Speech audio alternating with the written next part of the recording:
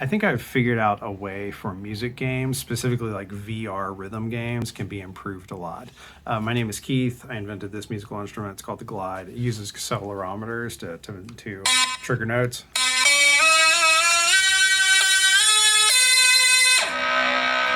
Like that. All right, so let me talk about how VR games work and how the Glide works, and I think what VR games could really learn from this. In VR games, what happens is you have your controller, and then you have like a floating virtual drum head or a threshold.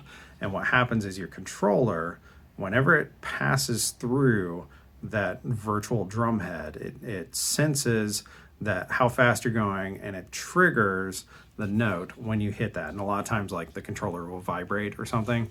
And it works okay, but the problem is you don't get the same kind of tactile feedback that you get whenever you actually hit a drum head. Like your body can sense motion, and whenever you hit a drum head, it senses that it's bouncing backwards, that it's rebounding. Since they add the vibration, it works a little bit, but still, it's just very virtual. It's very floaty and ethereal where that drum head is.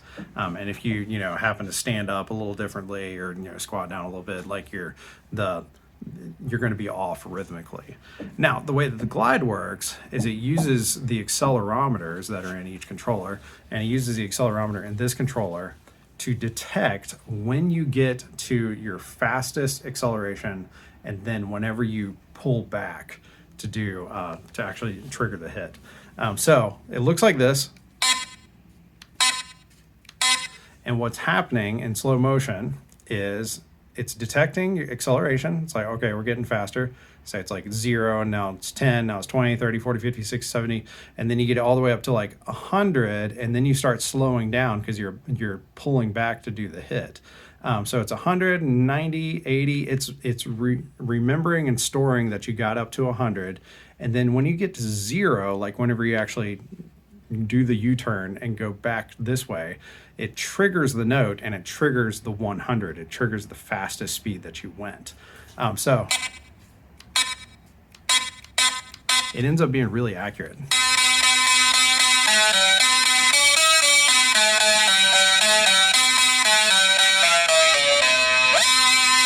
Like that.